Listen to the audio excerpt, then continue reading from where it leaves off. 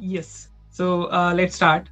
Uh, so yesterday we had a discussion. Rather, we just started discussing collectives, and it was a very introductory kind of discussion we had yesterday. I thought to continue that. So these 2 weeks, I thought to have a very basic discussion around collectives, and there onwards we'll get into depth. So most probably it may happen that the topics which we are touching today will continue for long, and it's just that we will try to achieve next level of depth in those very same topics. So that is basically the agenda. But before going ahead, Avni, can you just quickly revise for Shreya exactly what we did yesterday? Might be any couple of points which coming to your mind immediately.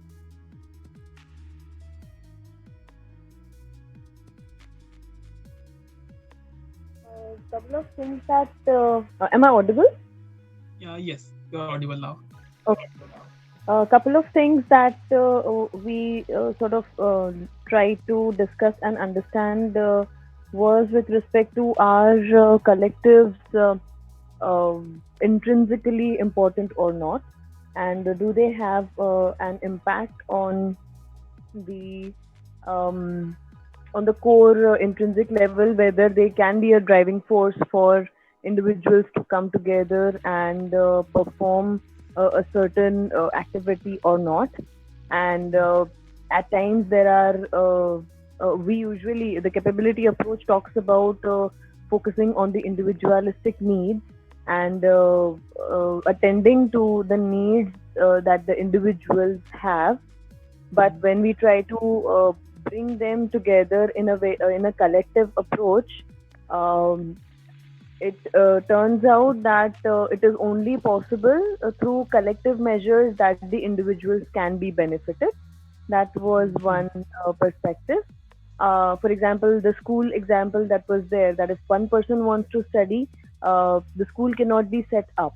So Mhm. when a group of students come together, for them the collective effort can be put forward, and Correct. then the individuals will be benefited. Correct. So that is one thing. And then the deliverance of the capabilities and form of opportunities, when they are administered on the individual levels, they have different their own effects. And Mhm. when they are applied, like there may be two levels from which the capabilities can be uh, uh, recognized, and that is on the individual level and something on the group level.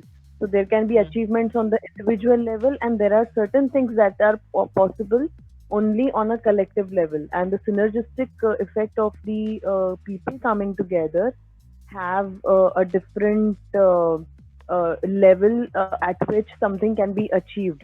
And when they attempt which may not be possible do through an individual level. Yes, yes, yes. Yes. So Shri, actually, Avni nicely summarized our discussion yesterday, and it was specifically about. So one attempt was to differentiate between the collective capabilities and individual capabilities, and how why those are important, why we cannot move ahead without without considering collective capabilities. So one important example she mentioned is like certain things need to be visualized, imagined at the collective form itself, and those cannot be considered at individual level. Individuals might not be in position to influence the system to achieve those particular things. So there are certain things of that sort. So from that perspective we need to consider collectives. But before going ahead, I just want to uh, ask you something do you have any specific questions before moving ahead? Because during our earlier sessions we discussed collectives, or rather we discussed capabilities approach, and we also tried to understand the importance of collectives. But before moving ahead, do you have any specific questions? We want to understand it more. Uh, Not exactly. I mean, I get the gist of. I saw the recording that you were Okay. saying, so Mm, it's mostly clear. But yeah, I think collective is just like the concept of a group or herd uh, mhm, thinking, right? capabilities in that sense, that what we can achieve as a group or as an organization is much greater than what we can achieve as a sum of the individuals. Right, right. Perfect. Yes. In simplistic term, that's exactly what you are saying. But like when we look at it, the large scale, when we look at in the form of communities or society, then in that case, I consider like it has a larger implications. In the sense, like there are certain things which carries a lot of value. So let's say a collective sentiment that we need to have good healthcare system. Now this collective Right. sentiment itself is very like it carries a prime importance, and then if people come together to achieve that particular thing, then you can call that you can say that people are trying for collective capabilities here. They want to achieve something together.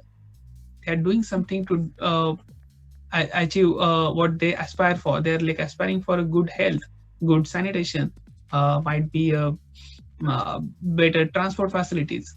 Now, this collective sentiment I consider like are very important.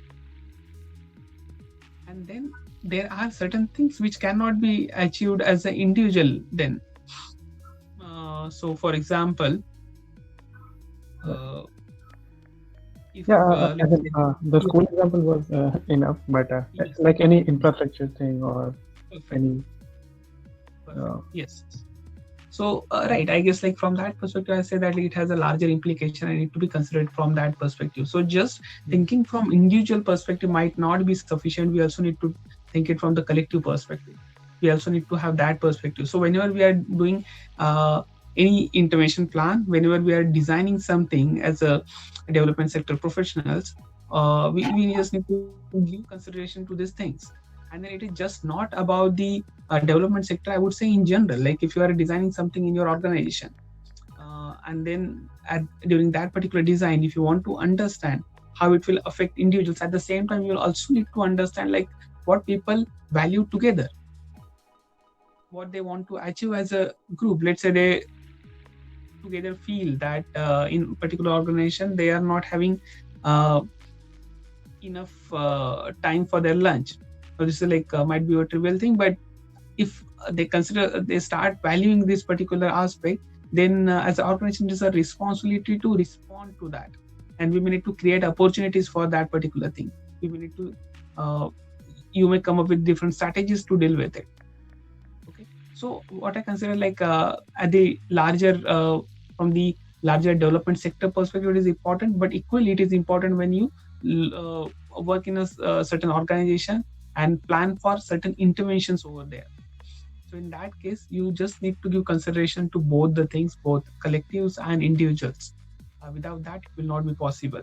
So in terms of organization, at the individual level, it might be the appraisals, but in the collective form, it could be yearly holidays or breaks in between, common healthcare system, or let's say the policies you are providing for that particular purpose.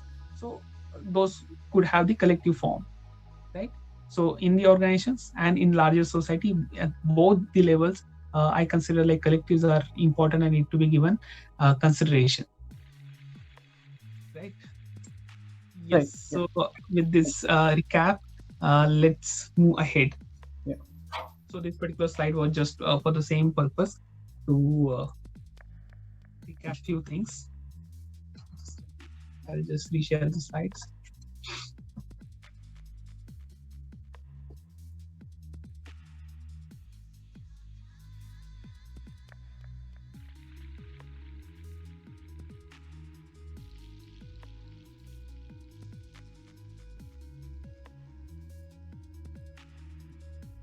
Yes.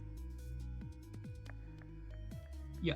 So this again then represents on the same points which we discussed already. So let's start with the discussion ahead.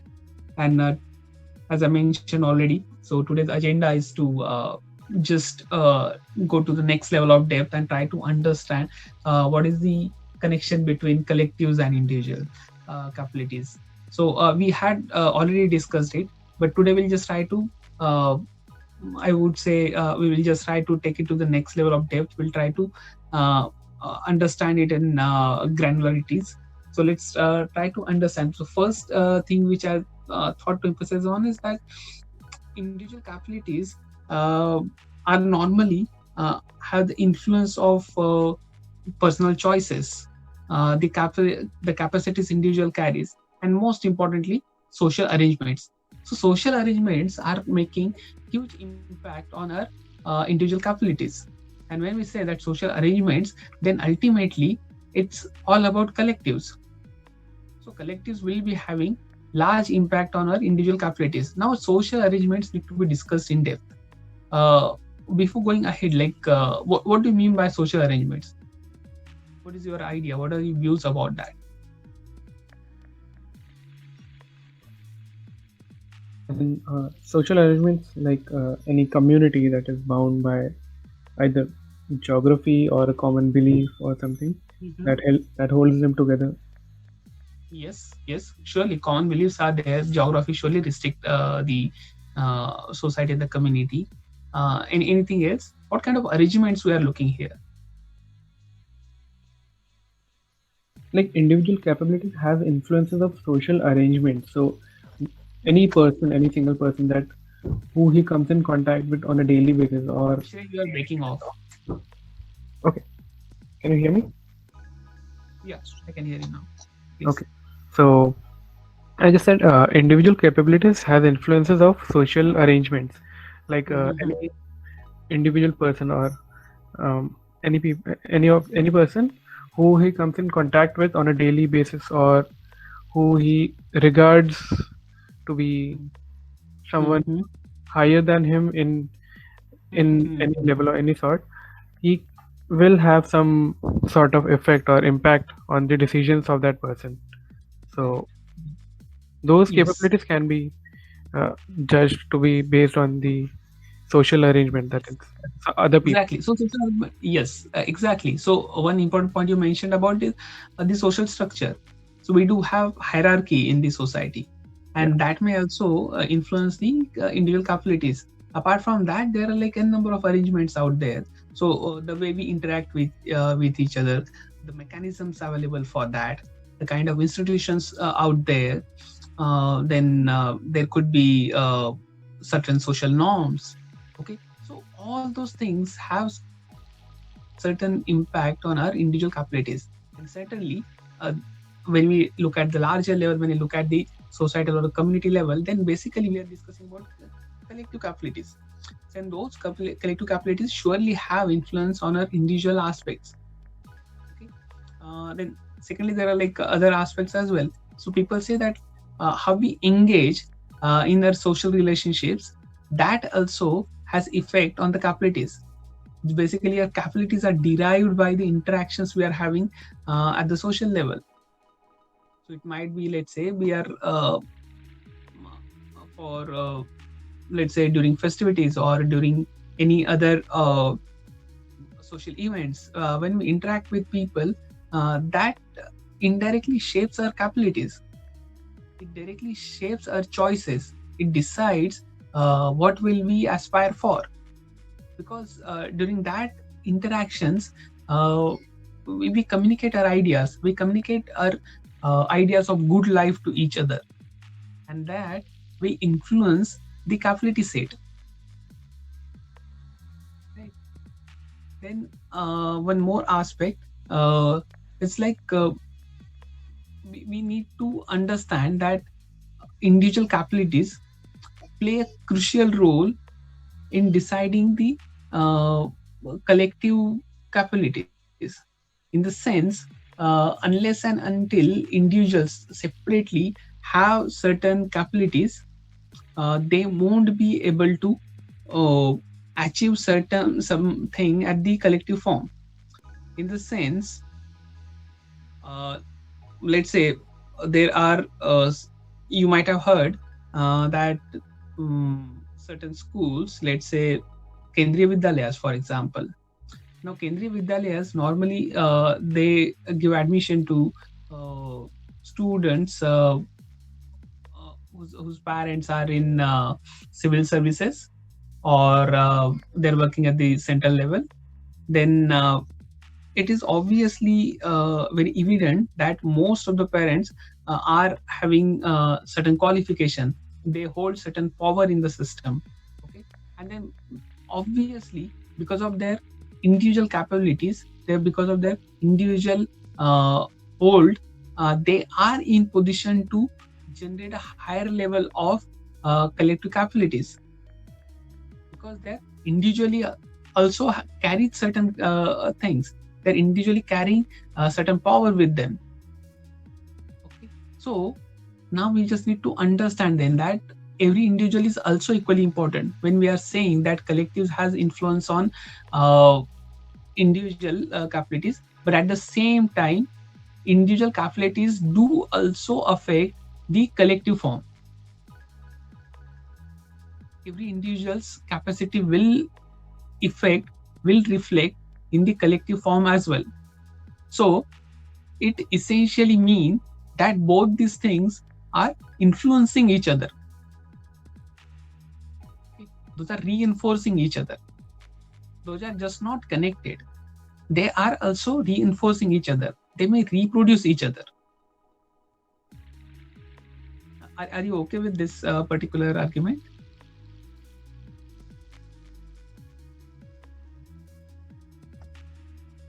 Hope I'm not losing you guys. Yes, Yeah. Sachin. Yes. Yes, Sachin. Yeah.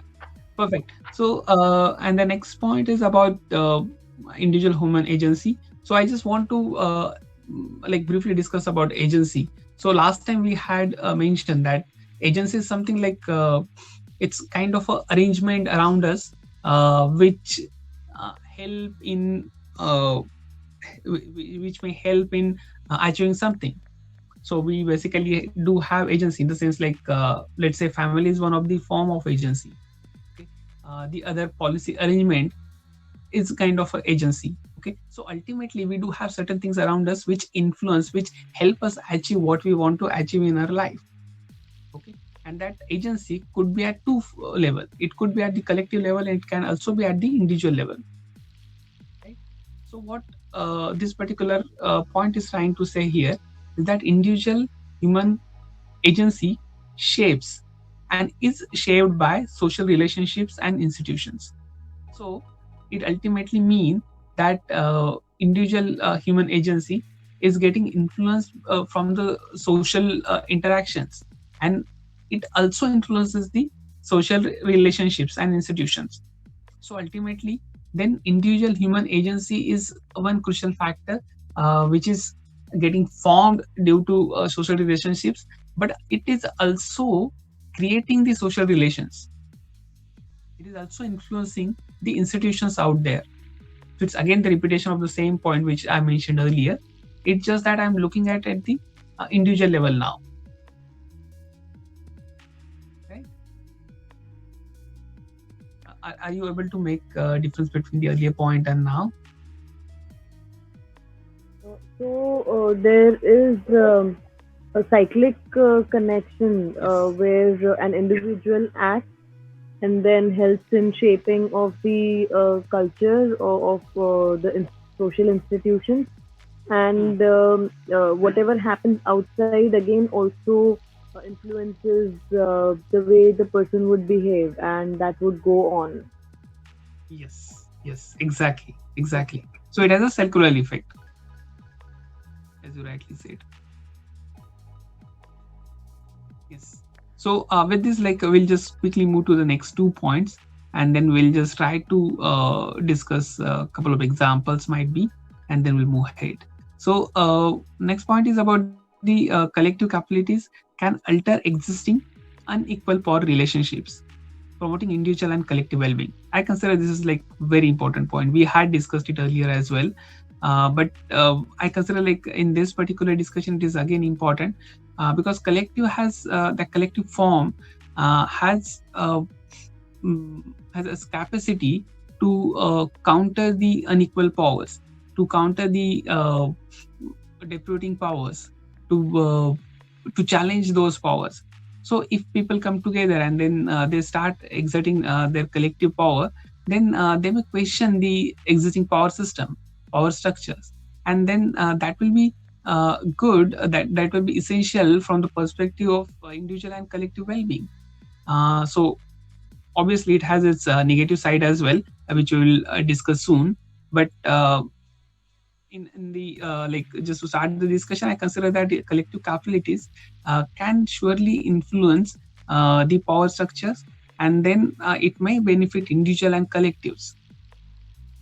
Okay, so with this, I consider like whenever we are discussing capabilities, whenever we are analyzing, or whenever we want to evaluate capabilities, then just considering the individual capabilities is not sufficient. We need to consider the collective capabilities as well. One point. Secondly, uh, we also need to understand that collectives should not be looked at from the instrumental perspective. So collective capabilities are just not to achieve something on the individual level, but collective capabilities have some intrinsic importance as well.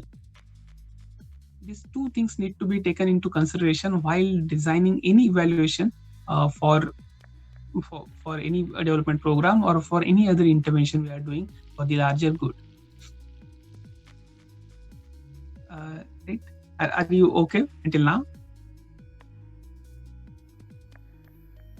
Yes, Ajay. Yes, sir. Yes. Yeah. Perfect. Yes. So now, as we have discussed about the collectives, its interaction with individual capabilities, their circular effects on each other. Now let's try to discuss critiques on collective capabilities. So the first critique come from Amartya Sen himself. Uh, Amartya Sen says that there is nothing called collective capabilities. Rather, he's playing it little safe. What he's trying to say that uh, individuals might be having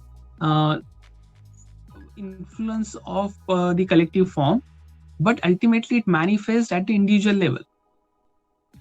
So those things might not be visualized at the everything is not visualized at the collective form. Those get translated into individual form, and then only people realize it, then only people understand about that. So one example we had seen earlier was that let's say metro train is one of the good transport facility which might be required for the urban people, and then they might be aspiring that, like let's say one of the problem they see is it take longer for them to travel from their home to their workplace. Now this is like one challenge people are facing, and they are like looking for better transport facilities. Now obviously any state government and central government come together and they will announce a metro train in particular city. Let's say in our city in Pune also it was declared. Now does it mean that like providing metro train will benefit every individual? It won't, right? It will be benefited to individuals who can utilize that. I might not be uh, in position to access metro trains. Then in that case, I guess it's not something which is useful for me. Or let's assume another case that I don't believe that like metro train is really essential to improve the transport facilities in the city. There could be other measures which are required.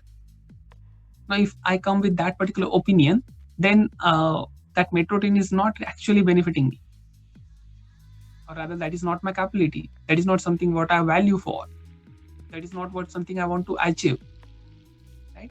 So ultimately then what Amartya Sen has to say that first thing, collective capabilities may vary. Every individual might not, even though being part of that collectives, might not value it equally. First thing. Secondly, even though you achieve those, even though you get something in the collective form, okay, those collective capabilities will get translated into individual capabilities, and then only you can assess them. You cannot assess them at the collective form. That is what Amartya Sen has to say. But at the same time, he do agree that there are certain things which need to be looked at collective form only, like something. So one example from his writing itself, that reduction in child mortality. Now the child mortality as a concept itself is not an individual concept. It is something need to be looked at the in the collective form. So we consider then these kind of things which need to be looked at the larger level, larger humanity need to be looked at the humanitarian ground. Those things can only be considered in the collective capabilities. Other things are not collective capabilities; those are socially dependent individual capabilities. Your comments. Is it too confusing? Oh, no, yeah. I got same and Cleaver's thing. I had just one doubt about Sabina Alcaraz, but yeah, you can go Okay. ahead. Yes, yes. Yeah. Any example you would like to add, Uni or Shrey? Like when Amartya Sen says that individual capabilities are socially dependent, and then certain things he defined at the humanitarian at that particular level. So, can you give an example? As in, this is a pretty good example, but I can't think of anything right now. Yeah, this Okay. explains it actually. Yes. Amni, do you have anything to add? Yeah, the example with respect to all the policies that are being made, there are always people who do not or may not find it as useful as all the people would. So they may want to opt out, or they may not um, want to go for it. So Mhm. all the people in the group will not have the necessity to take up the uh, opportunity or capability that is provided. Mhm. I think Alcair is, and that is where I think the dynamics of uh, resource sharing and equal availability of resources and opportunities comes into play. Then how to Right. decide what kind of capabilities need to be provided to what level, to what degree, and Mhm. uh, then the hierarchy also comes into picture where then when the hierarchy steps in, there is no equality that can be taken care of. So Yes. a Yes. lot of dimensions to the collective capabilities. Yeah. Yeah. Yes. Exactly. So Amartya, like it's his first statement says that like uh, he accepts that all the capabilities have social influence, all social arrangements, social factors are gonna affect on that. But ultimately, he want to analyze everything at the individual level. He don't want to analyze those things at the collective level, or rather, uh, he is not interested in treating that at the collective form. Like one reason could be that it will be difficult to evaluate at that particular level, because how will you understand like what influence those social arrangements are making on the individual level, or rather, let's say if we consider something in the collective form, then we first need to define those. We need to have an evaluative framework for that, and I consider that like is from the opinion that it might be a little difficult to create that kind of framework, and sometimes it may get vague. It may get vague as well. So I consider that could be one of the reason that he want to treat capabilities at the individual level as far as possible. But there will be certain things which are surely not possible to drill down to individuals. So because of that, then he prefer considering them in the collective form. But ultimately, uh, he's just trying to say that like these two things are surely there, but there will be very few rare capabilities which need to be looked in the collective form. Everything can be converted, everything can be narrowed down to individual. That is what the opinion Amartya Sen is coming with. And then again, Alcar also have the similar views. She starts with the same thing, that every individual might not value all the capabilities. So that is one thing she starts with. And then she criticize that collective form with a few reasons. So one of the reasons is that like the potential negative impact of group affiliations, which is very essential, I consider, because you may get connected to certain groups, and then later you realize like that group is not basically doing something which you value as an individual, and then that it may lead to a negative impact as well. So if that collective form is leading to something negative, then I consider that like it is not something you come together for. You basically aspire for something better if you come together. Now, what is that better? It is again defined by the group together. So the definition of good for that collective form is decided by the uh, members who subscribe to that particular group, and that definition itself get influenced if people are like the purpose for coming together is not clear, or it is clear and it's already negative. Okay, so in that case I consider she is not very much with the collective capabilities. The second thing she's just trying to mention, the limitation on the group formation among the poor. Just not poor, I consider that any individual like who is coming with some background, like some underprivileged background, then they might be facing this particular challenge. For example, let's say women who are coming from very affluent families, but very traditional, very backward families, where like women don't get opportunity to get out their home, to study, to talk to people. Okay, so if women are coming from that kind of background, and they also don't get chance to interact with each other, they cannot form the group, they cannot discuss their ideas, they cannot share their ideas of good life, and then obviously they will be far away from achieving those. So ultimately there are limitations in forming this collective form. They will not be able to come together for that purpose, they might not be in position to visualize it. So then because of that, then collective capabilities has its limitation.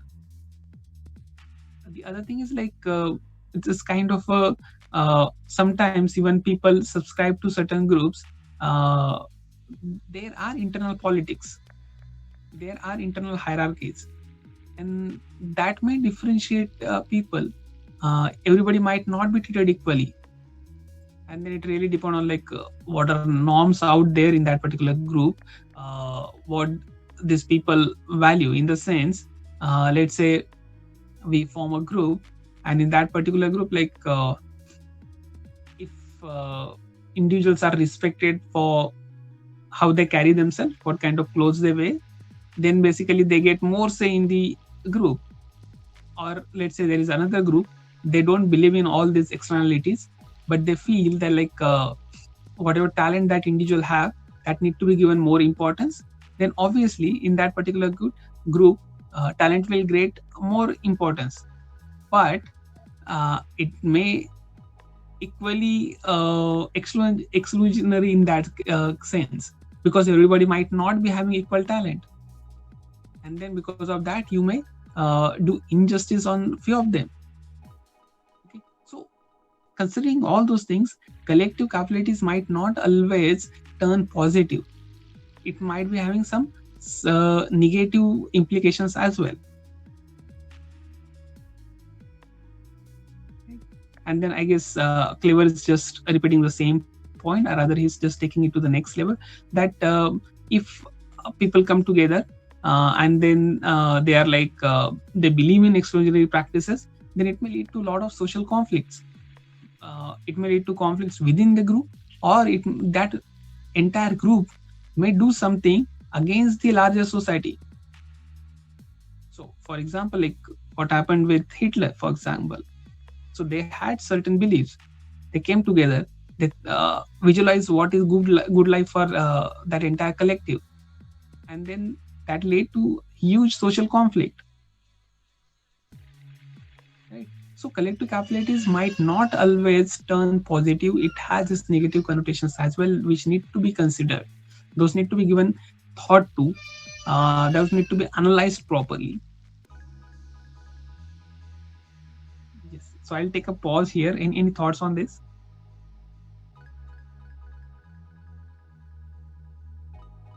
So, anytime when we are trying to sort of design any form of program to meet individual needs on masses, uh, the dynamics of the group coming, I mean, the individuals coming together to form a group, and then who deserves how much, or if it's a collective and we are trying to resolve one problem, or we are trying to meet one need. Um, Mhm. it is also necessary to keep a check on whether all the members of the group, they are being equally participative in the process, and that their personal individual freedom is not being jeopardized or Your voice is endangered. breaking off. And okay, You are breaking off. now is it I'm still Yeah. breaking off. No, it's better now. Okay, all right. So when the individuals are coming together, we also need to take care that in the process of fulfilling each person's one form of need should Mhm. not sort of be forceful in order to uh, so that they cannot exercise their own personal individual pursuits. Mhm. And uh, suppose if we are trying to meet one need and bringing people together, Mhm. that may endanger their own personal freedom to pursue something that they want to do on their own. On the Mhm. same time, uh, when we are trying to bring a group of people together um, to meet one of the needs, to with respect to resource sharing, there are chances that some person may need more of that resource. So there, the need and the degree to which a person may need may be different, be it capital, material, anything. So Mhm. the degree or the quantity to which the person, each and every individual needs the desire fulfilled may be different. So that Mhm. also may come into picture. So Yes. whenever we are trying to design a program, all Mhm. these factors, maybe somebody may need double amount the material, or maybe somebody may not want to uh, use the material at all, or capital Mhm. for that matter. Mhm. So Mhm. the individual pursuits also need to be protected. Mhm. And I mean, when I'm trying to put all of these in physical aspect, again, everything is sort of jumbling up. Yes. So, Yeah. So you are right in saying that, like, earlier we discussed that individual capabilities and collective capabilities both are important. Both are dependent on each other. Both are reinforcing each other. That we agreed to. We also agreed to one particular point that collective capabilities having its intrinsic importance as well. It is just not to fulfill your individual capabilities. It is uh, yes, independently also important. Okay, so that is the second point we agreed on. Now when we are thinking that, like, the collective capabilities are important, but at the same time one need to keep something in mind, that it may have the negative outcomes as well, and it is essential to think it from that perspective. If that collective form turn into the negative turn towards the negative side, then how will we control that?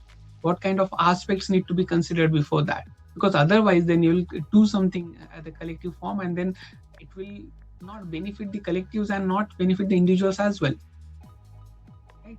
So that is the third Yes. aspect which we need to consider. That, like, after understanding what collective capabilities need to provide, we also need to understand like how that collective will act on that, how they will utilize it, how they will benefit from it, and then we may need to channelize it as well, right? So It let's, yeah, please. Uh, I mean, when I'm trying to imagine it on a very large scale, it's looking very complex. Even if we try to Mm. address one Yes. need of the individual, even if we talk about food, Mm. or basic requirement of shelter, or basic requirement Yes. of Mm. anything, Mm. on the Mm. individual level, on the collective level, if we are trying to reach to individual levels through collective, that in Mm. itself is looking way too complex. So Yes, yes, it is very again, complicated in the sense.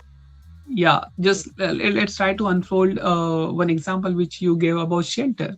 So, for example, like everybody believes that like basic needs are essential, and then shelter is one of them.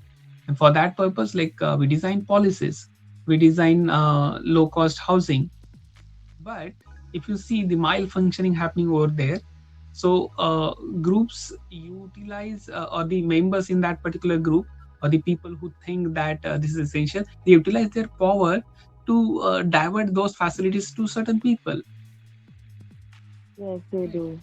Yeah. And then obviously then basically collective form, even though it is doing something for the larger good, uh, but the benefits are getting diverted to certain individuals. So it's I would say unjust in that form, right? It's kind of exclusionary practices which are being followed here. Somebody may say that Not like it's only uh, yeah, please.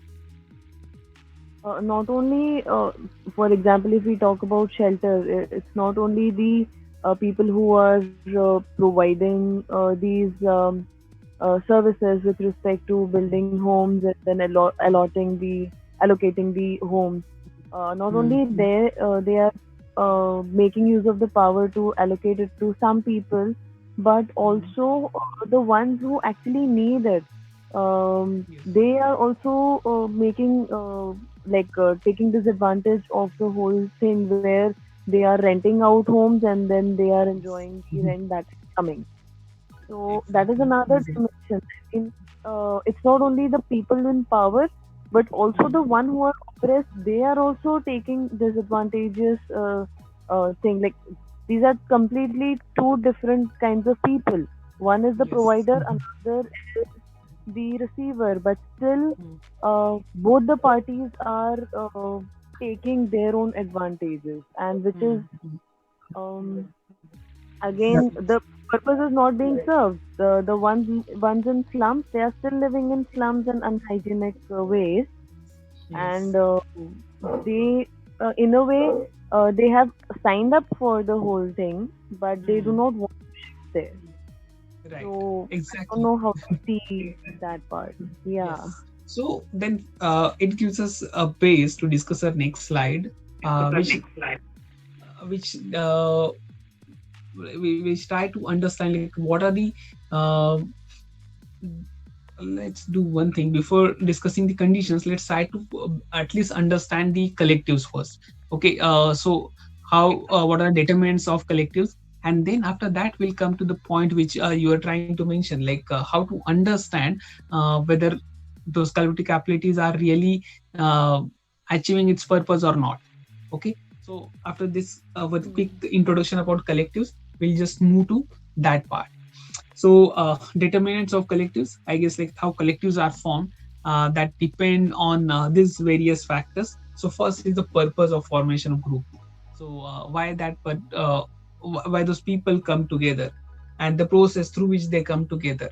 So sometimes purpose might be very organic, that something has happened and then they come together to respond to it. Let's say, for example, pandemic is a situation which arrived, and then there are like a lot of people who came together to support the migrant labor. Now, if you see that the entire community which started helping migrant community, migrant laborers, so they came together organically, and they had a certain defined purpose to support that particular marginalized group. Okay, so this could be organic, but sometimes it could be enforced as well. Let's say there is an external condition which is requesting you to come together and take some decisions about it. So let's say example is that you let's say NEP is something which is like coming in the picture, and then government want people and organizations to respond to it. Now that is the external call which is inviting you to respond to that particular thing. And so for that purpose, you form formal groups, you come together, you discuss, and then based on that you give your suggestions. Now that kind of thing which is like coming due to the external needs, and there are certain things which you assess the needs and then you subscribe to it. Okay, so purpose might be anything. It could be external, it could be coming from within, it could be what your intrinsic calling. Okay, but like whatever the purpose might be, if you come together and start working on that, that could be one form of collective. It can start initiate the collectives. Okay, then second determinant of collective might be the group size. It is really essential, because if you are a smaller group, it's easier to interact, but if it's a larger group, then you need different processes to interact, to share your ideas, to make sure that you are on the same planet. So ultimately then group size also make impact on the collectives. Then the next is a motivation of group membership. Now this is like another crucial factor which you were just trying to say.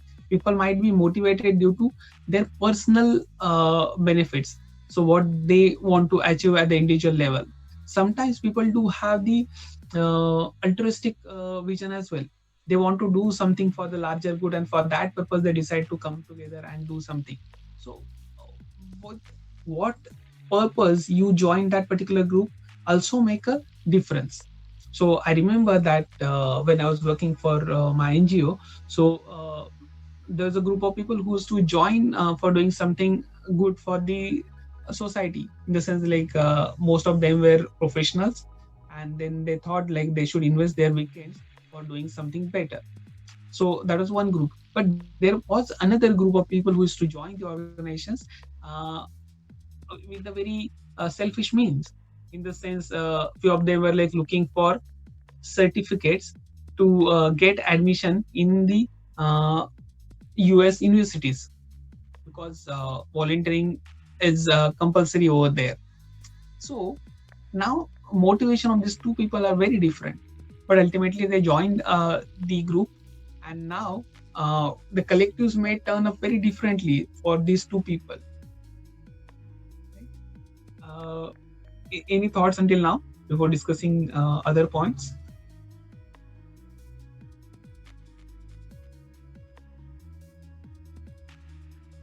So I think if the motivation of the members of the group is different, the outcome that they are going to derive from the capabilities is again going to be bifurcated or channelized in that direction, and the purpose with which the capability model has been designed may not be able to execute with the level of efficacy that it needs to. Yes, yes, yes. And then it may also define like how that collective will take a further shape, how they will, what things they will give importance to. So all those things will change accordingly. Then obviously it will Right. also define the Okay. immediate objectives of the group. If certain people are like looking at from the instrumental perspective, or looking like more interested in their own personal benefits, then I guess like the immediate objectives of the groups will be defined or shaped accordingly. It will also Also, yeah, I mean, in this case, there um, is will it have a non-ethical and versus ethical color in it, or will there be a right wrong? Because at times when we are talking about individual choices and their aspirations, we sort of that is how they define their means of well-being, and then we Yes. cannot go against that, because in the Yes. end capabilities are designed for their well-being. Yes. So Yes. again, it is a loop that it looks like a trap. Yes. So if you look at from the Amartya Sen's perspectives about ethics, then according to him, like one cannot judge it from the third person point of view. Every individual need to define it by themselves. Every individual's aspirations, where they want to move, what they want to achieve. So all those things shape their ethics, right? So if we just apply the same thing over here, then I consider like it won't be ethical if somebody want to subscribe to certain group for achieving what they value in their life. So now it's just like then if you want to understand the ethics and moralities, then I guess the another aspect would be the organization or the group's norms or group's rules. If there's something like which is against that, then it can be called unethical. But at the individual level, I don't see that it's unethical in any sense. Obviously, one need to declare it upfront, the reason for joining the group. If somebody says like I'm joining it just to get the certificate, that's perfectly fine. You can join and work and then get the certificate for it. Okay. Yes. So with this, I guess let's quickly move to the other few points. Dynamics and the mode of operation, very essential. I guess it really define what kind of outcomes we can get through the collectives. If dynamics is not healthy, then it's really difficult to achieve something positive with the collective form. The nature of group leadership make a huge difference. Leadership define everything. They play the role model over there. After looking, they knowingly and unknowingly shapes the group dynamics. They shapes the value system. So I consider like the group leadership is essential component. Then the supporting ideologies. If people come with certain ideologies together, then obviously that it's something will be making a huge difference. So let's say in RSS, people do come together with certain ideology. Okay, I'm not saying whether that ideology is right or wrong. That is not a moral judgment I'm making here, but I'm trying to say that like people do come together with certain ideologies, and then if that ideology is strong enough, people do come together at like at a different level. So when I was in UK, there was organizations like which were inspired by RSS value system and ideologies, and because of that they were like working together over there. So ideologies may have impact on collectives. It start with the formation of collectives till the delivery of collectives. I consider that ideologies does make a difference. And then obviously, as we mentioned earlier, the existing structures, social arrangements, institutional arrangements, all those things also play a role in defining the collectives and the outcome we achieve through that collectives. Yes. With this, we are just running short of time. So let me just quickly go to the next slide. And it's a continuation of what Avni was saying a while back. So, what are the conditions that we will get positive outcomes through collectives? Okay, so it's a dense slide. Please bear with me, but we'll just try to cover a few crucial important points here. Uh, Sometimes we feel that collectives might not be in position to give the positive outcomes, but there are certain conditions. If we give cognizance to that, if you give consideration to those points, then possibly you may get the positive outcomes through the collective efforts. And the first and most important point is if collective capabilities are generated through freedom and voluntary participation. All members should have some say in defining the capabilities. If they are having chance to freely express their views and to critique in the group, then only it is possible to get a positive outcome through that.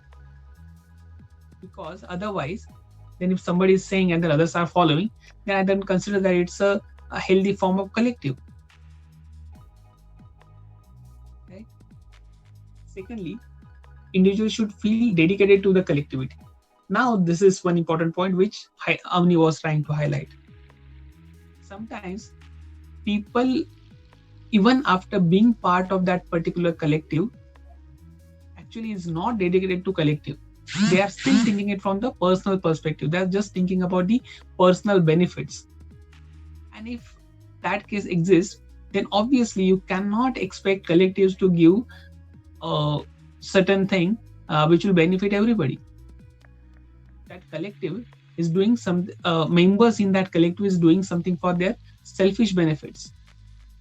So I consider this is another condition, that people should feel dedication. They should feel committed to the collective form, right? So I just want to give a example over here.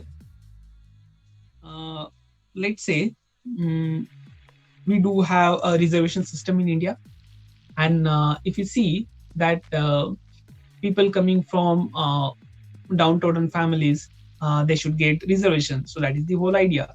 So that like we can uplift them, we can give them opportunities, we can give them some consideration to compete with the people who are fortunate. Okay, so ultimately that is the idea.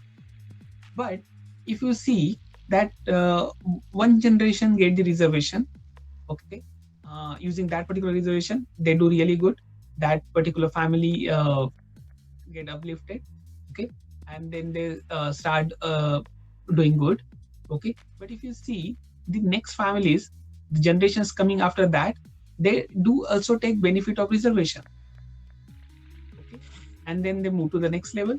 Similarly, if you see that the next generation also take benefit of reservations, and then they try to uplift themselves up to certain extent. And there are examples that there are 3 generations of IS officers who are taking benefit of reservation system.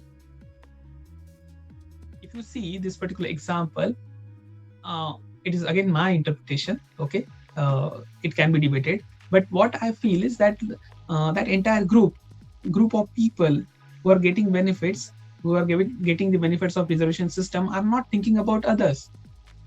Okay, they could have after that, like first generation or 2 generations, they would have left the reservation system. Then it would have benefited individuals who are not in position to reach certain level. They are still struggling with the struggling to achieve certain level in their life. They are still struggling to achieve their improve their social status. They might have got benefited due to this reservation system. Are you with me on this point?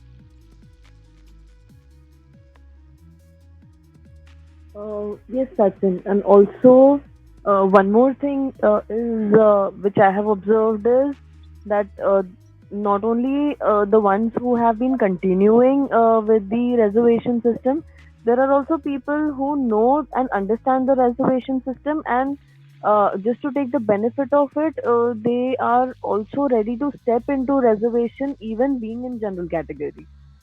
So that is also another one more dynamic. Like they're ready to change the surname, or they're ready to take up change their names. So that is a complete misuse of with respect to taking benefits. They do belong to general category, and they are extremely well to do. But just to take the benefit of it, this is also one more thing that happens. Prevalent practice and Yes, quite common. yes, yeah, yes. So I consider like this is something because like people don't have dedication to that collective. So as a nation, if we are considering ourselves collective, then we don't believe in this kind of reservation system. Then, so because of that, then we are just trying to get benefit out of it. So that is how it is. Let's come to the next point. Now we accepted already that collective capabilities cannot be distributed equally. It is not possible.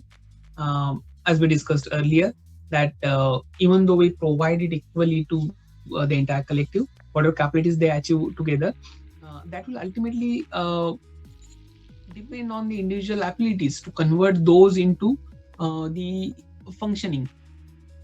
Right? They might not be in position to execute or to translate it equally. There are personal limitations. Right? Now, if we consider that, then obviously we are starting with the assumption that collectives might not benefit every individual equally. But there is one point which need to be considered, and that is a precondition that that deviation should not be because of the exclusionary practices in the group. It will obviously come that differences will be there, but it should not be because of the differences or the different treatment given to people. Everybody should have equal access to that, and let those individuals decide like how they want to utilize that. If they are not interested, that's perfectly fine, but it should be available to them. That opportunity should be there. That collective capabilities should be there to every individual equally. Right? Then the next point is about the not all capabilities are good, as they are based on the common conception of good. Right? Now, as I had mentioned one time that like about the Khap Panchayat related example, okay, people say again, I just don't want to take blame on myself. I just want to say that like people say that they do have certain practices like which are not good. They do promote that.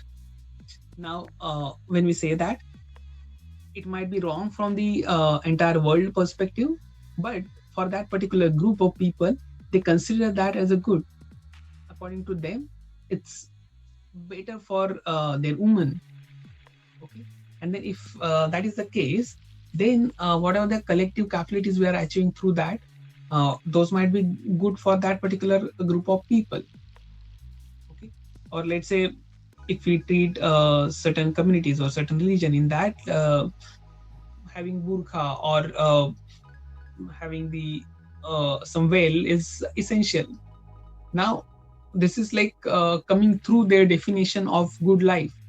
That is a way to achieve it. Those practices are essential to achieve good life. Now, for certain people, those capabilities are might not be good. Okay, so what are those arrangements getting created because of this? Those are not good according to the larger world, I would say. At that particular, it might not be good.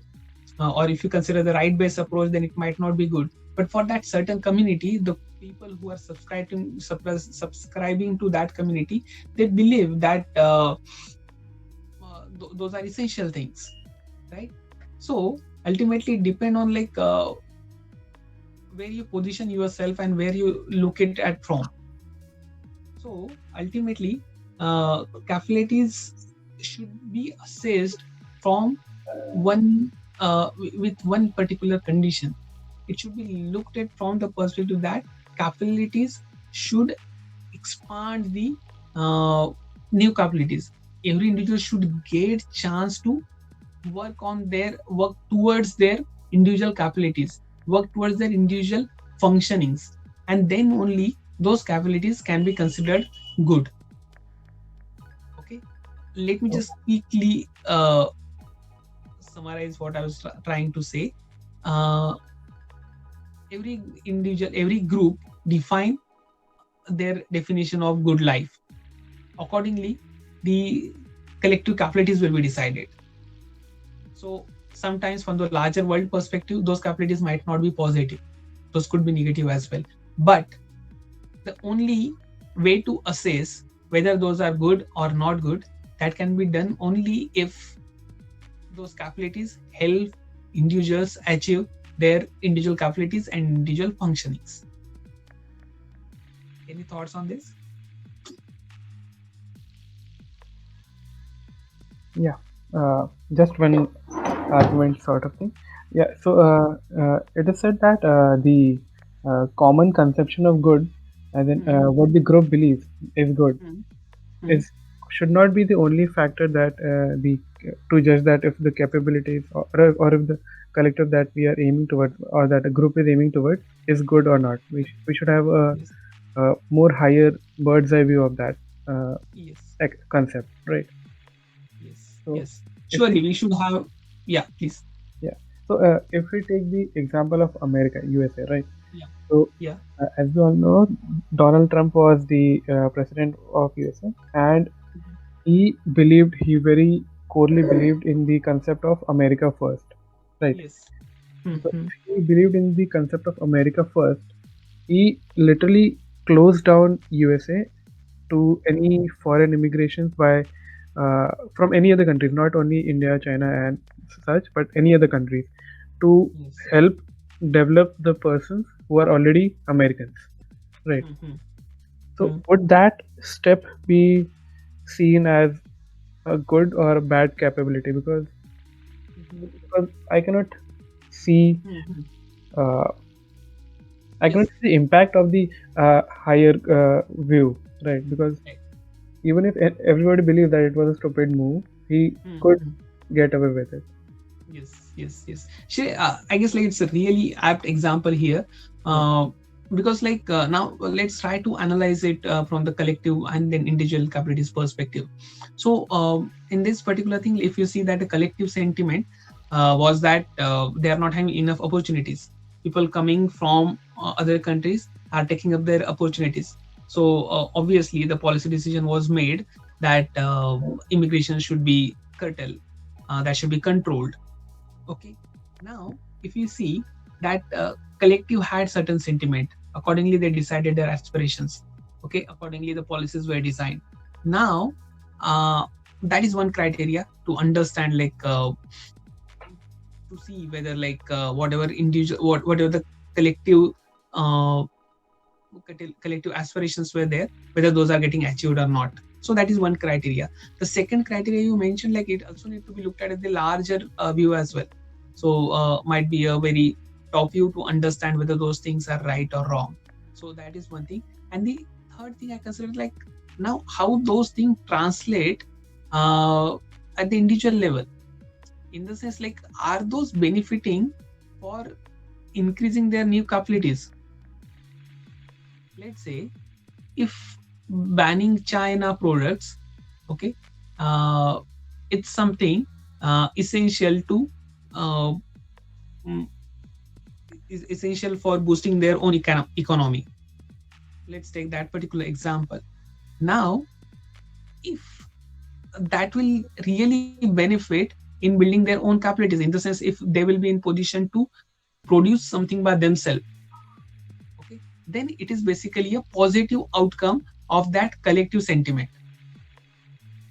Okay. But let's assume another case that they will not be, so that collective will not be in position to produce something at the same cost, right? Then it was adversely affecting their own communities.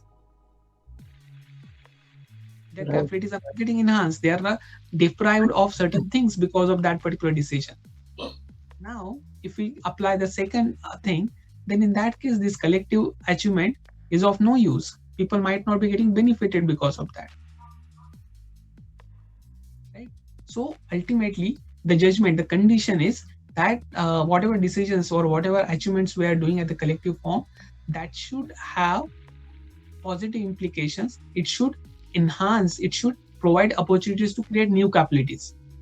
Then only you can consider that it's having a positive outcome. Okay. Okay. Right. Perfect. Yeah. So I consider those are the only points I had for the discussion. It's considering these conditions, like if you apply it to collective capabilities, then only we can say whether those are turning positive or negative. But ultimately, the one bottom factor, or the bottom line, is that what that collective want to aspire, what they come together for, and if they're achieving that, then that can be considered from the that can be considered as the positive. I consider like that is the bottom line of this entire discussion. So good. So we'll stop for today. We already overshoot the time. In any last point before closing, or do you have any suggestions here?